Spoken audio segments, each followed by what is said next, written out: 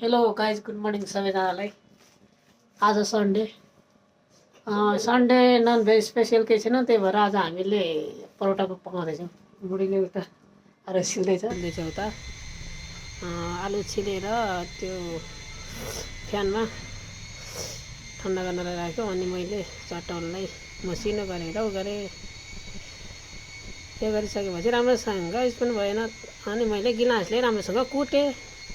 राम्रोसँग कुटिसकेपछि मैले मसला सबै मिलाएँ।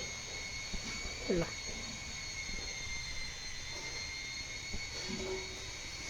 त्यसपछि मैले रोटी पकाउन थालेँ।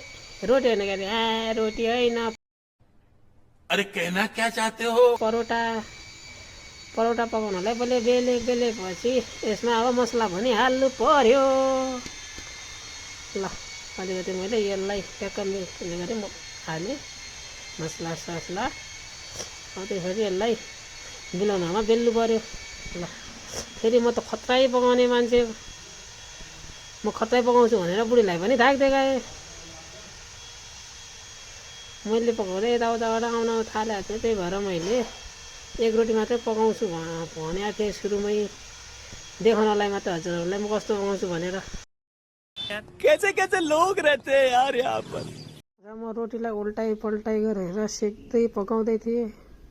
र पहिलो रोटीमा घि लगाउन के थालेको थिएँ, बुढीले आएर पनि तिमीले पकाएको राम्रो भएन, तिमी जान्दैन पकाउन भनेर, र आफू पकाउन। ल फाइनल्ली मैले पकाएको परोटा पाक्यो। अब बुढीले पकाएको परोटा पाक्न बाँकी छ। बुढीसँग मैले पकाएको राम्रो भनेर एकचोटि डिस्कस भयो र फाइनल्ली दुवैले पकाएको पाक्यो परोटा। अनि मैले बुढीलाई तैँले पकाएको रोटी हो भनेर जिस्काएँ। आफूले बनाउनु हो न।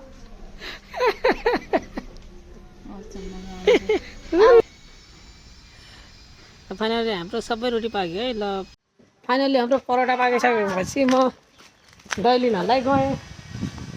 दैनिल ढ्या गरेर गुडायो, डुडु गरेर अब गाडी पनि चल्यो मेरो।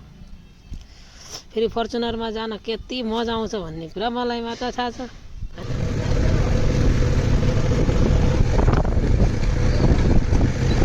फाइनली म दहीको सबमा पुगेँ। ल लिएर म फाइनल्ली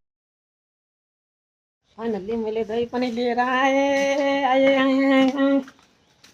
ल दही मिक्स गर्छु पानीसँग, अलिकति पानी हालेर। फाइनल्ली अब हाम्रो मिक्स भइसकेपछि म खाना खान सुरु गर्छौँ।